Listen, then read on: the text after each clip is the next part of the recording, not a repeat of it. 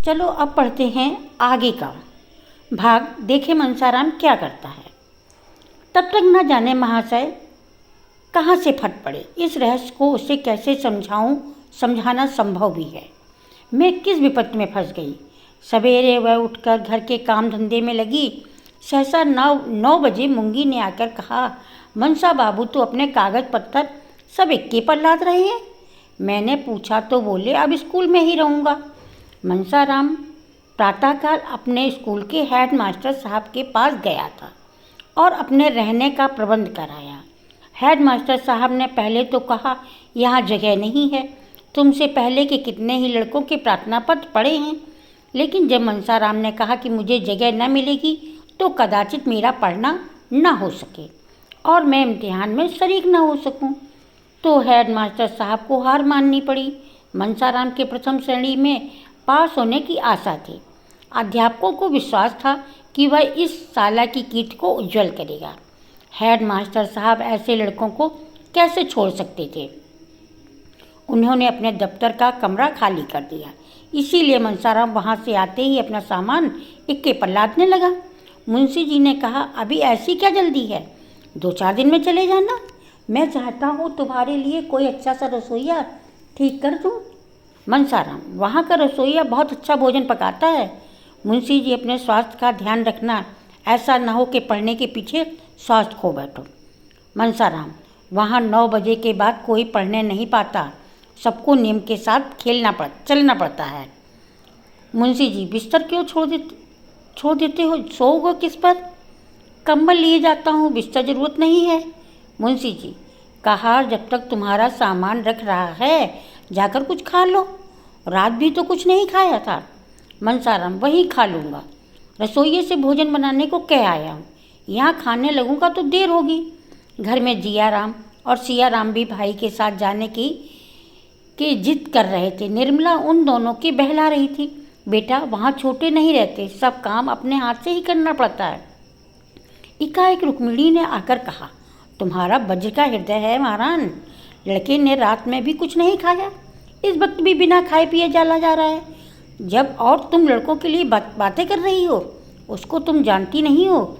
यह समझ लो वह स्कूल नहीं जा रहा है, वनवास ले रहा है, लौट कर फिर ना आएगा। यह उन लड़कों में नहीं जो खेल में मार भूल जाएं। बात उसके दिल पर पत्थर की लकीर हो जाती है। निर्मला ने कातर स्वर में कहा, क्या करूं दीदी, वह किसी को सुनते ही नहीं, आप जाकर बुला लें, आपको बुलाने से आ जाएंगे। रुक्मिणी, आखिर हुआ क्या, जिस पर भागा जाता है घर में उसका जी कम उछट ना होता था, उसे तो अपने घर के सिवा और कहीं अच्छा ना लगता था। तुम्ही ने उसे कुछ कहा होगा या उसकी कुछ शिकायत की होगी। अपने लिए कांटे बो रही हो, रानी घर को मिट्टी में मिलाकर चैन से न बैठने पाओगी। निर्मला ने रोकर कहा, मैंने उन्हें कुछ कहा हो, मेरी जबान कट जाए। हाँ, सौतेली माँ होने के कारण बदनाम तो हूँ ही, आपके हाथ जोड़ती हूँ, जरा जाकर उन्हें बुला लाइए। रुक्मिणी ने तीव्र स्वर में कहा, तुम क्यों नहीं बुला लाती, क्या छोटी हो जाओगी? अपना होता तो क्या इसी तरह बैठी रहती? निर्मला की दशा उस पंखहीन पक्षी की तरह हो जाती है जो सर्प को अपनी ओर आते देखकर उड़ना चाहता है पर उड़ नहीं सकता, उछलता है और गिर जाता है, पंख फड़फड़ाकर रह जाता है। उसका हृदय अंदर ही अंदर तड़प रहा था पर बाहर न जा सकती थी। इतने में दोनों लड़के आकर बोले, भैया जी चले गए। निर्मला मूर्तिवत खड़ी रही, मानो संज्ञाहीन हो गई हो। चले गए? घर में आए तक नहीं, मुझसे मिले तक नहीं, चले गए? मुझसे इतनी घृणा? मैं उनकी कोई न सही, उनकी बुआ तो थी, उनसे तो मिलने आना चाहिए था। मैं यहाँ थी ना, अंदर कैसे कदम रखते, मैं देख लेती ना, इसीलिए चले गए। मनसाराम के जाने के बाद घर सूना हो गया। दोनों छोटे लड़के उसी स्कूल में पढ़ने जाते। निर्मला रोज़ उनसे मनसाराम का हाल पूछती।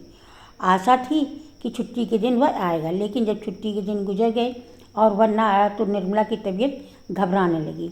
उसने अपने लिए मूंग के लड्डू बना रखे थे। सोमवार को प्रातः मूंगी को लड्डू देकर मदरसे में भेजा। 9 बजे मूंगी लौट आई। मनसाराम ने लड्डू ज्यों के त्यों लौटा दिए। निर्मला ने पूछा, पहले से कुछ हरे हुए हैं रे? मूंगी हरे भरे तो नहीं हुए और सूख गए हैं। क्या जी? अच्छा नहीं है, मूंगी, यह तो मैंने नहीं पूछा बहू जी, झूठ क्यों बोलूं। हाँ, वहाँ का कहार मेरा देवर लगता है। वह कहता था कि तुम्हारे बाबू जी की खुराक कुछ नहीं है, 2 फुल्कियाँ खाकर उठ जाते हैं, फिर दिन भर कुछ नहीं खाते, एकदम पड़ते रहते हैं। तूने पूछा नहीं, लड्डू क्यों लौटा देते हो। मूंगी, बहू जी झूठ क्यों बोलूं, यह पूछने की तो मुझे सुध ही नहीं रहती। हाँ, यह कहते थे कि जब अब तू यहाँ कभी ना आना, मेरे लिए कोई चीज़ लाना, और अपनी बहू जी से कह देना मेरे पास कोई चिट्ठी पत्री न भेजे, लड़कों से भी मेरे पास कोई संदेशा न भेजे। और एक ऐसी बात कही कि मेरे मुझसे निकल नहीं सकती। मैंने फिर रोने लगे। कौन सी बात कही, क्या क्या कहूँ। कहते थे मेरे जीने का धिक्कार है। यहीं रहकर रोने लगे। निर्मला के मुँह से एक ठंडी सांस निकली। ऐसा मालूम पड़ता मानो कलेजा बैठा जाता। उसका रोम रोम ऐसे रोम अर्धनाद करने लगी। वह वहाँ बैठी न रह सकी, जाकर बिस्तर पर मुँह ढाँप कर लेट गई और फूट फूट कर रोने लगी।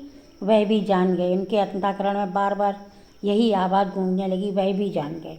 भगवान, अब क्या होगा। जिस संदेह की आग में वह भस्म हो रही थी, अब सतगुण वेग से धधकने लगी। उसे अब कोई चिंता न थी, जीवन में सुख की कोई आशा न थी। उससे कोई ऐसी लालसा होती। उसने अपने मन को इस विचार से समझाया कि वह मेरे पूर्व कर्मों का प्रायश्चित है।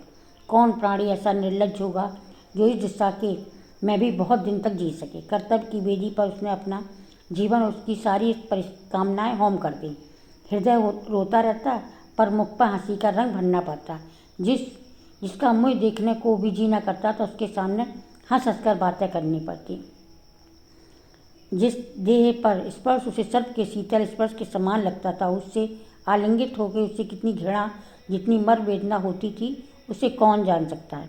उस समय उसकी यही इच्छा थी कि धरती फट जाए, मैं उसमें समा जाऊं। लेकिन सारी विडंबना अब तक अपने ही तक थी। अपनी चिंता उसने छोड़ दी, लेकिन वह समस्या अब अत्यंत भयंकर हो गई थी। वह अपनी आंखों में मनसाराम की आग पीड़ा नहीं देख सकती थी।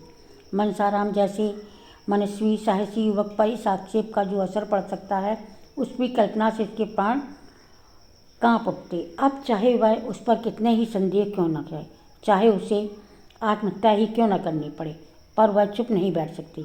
मनसाराम की रक्षा के लिए वह निकल गई। उसने संकोच और लज्जा की चादर उतार कर फेंक देने का निश्चय किया है। वकील साहब भोजन करके कचहरी जाने के पहले एक बार उससे अवश्य मिल लिया करते थे। उनके आने का समय हो गया था, आ ही रहे होंगे। यह सोचकर निर्मला द्वार पर खड़ी हो गई और उसका इंतजार करने लगी। लेकिन यह क्या, वह तो बाहर चले जा रहे हैं। गाड़ी जुटकर आ गई। यह हुक्म यह वह यहीं से दिया करते थे, तो क्या वह आज ना आएंगे, बाहर चले जाएंगे। नहीं, ऐसा नहीं होने पाएगा।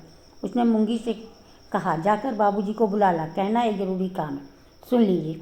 मुंशी जी जाने को तैयार ही थे। यह संदेशा पाकर अंदर आए, पर कमरे में ना आकर दूर से ही पूछा, क्या बात है भाई, जल्दी क्या, जो मुझे एक ज़रूरी काम से जाना है।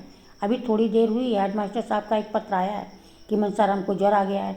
बेहतर हो कि आप घर ही पर उसका इलाज करें, इसीलिए उधर ही से होता हुआ कचहरी जाऊंगा। तुम्हें कोई खास बात करनी है। निर्मला पर मानो वज्र गिर पड़ा। आंसुओं के आवेग के कंठ स्वर में घोर संग्राम होने लगा।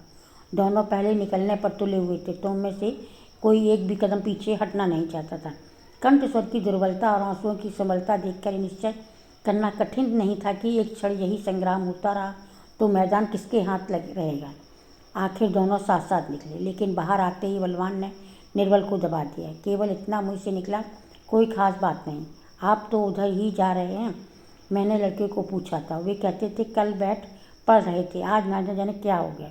निर्मला ने आवेश से कांपते हुए कहा, यह सब आप कर रहे हैं। मुंशी जी ने त्योरियाँ बदल कर कहा, मैं कर रहा हूँ, मैं क्या कर रहा हूँ, अपने दिल से पूछिए। मुंशी जी, मैंने तो यही सोचा था कि यहाँ उसका पढ़ने में जी नहीं लगता, वहाँ लड़कों के साथ खामख्वाह पढ़ेगा और यह तो बुरी बात न थी। मैंने क्या किया। निर्मला, खूब सोचिए, इसीलिए आपने उन्हें वहाँ भेजा, आपके मन में और कोई बात न थी। मुंशी जरा हिचकिचाए और अपनी दुर्बलता को छिपाने के लिए मुस्कुराने की चेष्टा करके बोले, और क्या बात हो सकती है, भला तुम ही सोचो। खैर यही निर्मला, खैर यही सही। अब आप कृपा करके उन्हें आज ही लेते आइए। वहाँ रहने से उनकी बीमारी बढ़ जाएगी। जाने का भय है। यहाँ दीदी जिसकी तीमारदारी कर सकती हैं, दूसरा नहीं कर सकता। एक क्षण के लिए उसने सिर नीचा किया। नीचा करके कहा, मेरे कारण ना लाना चाहते हो तो मुझे घर भेज दीजिए, मैं वहाँ आराम से रहूँगी।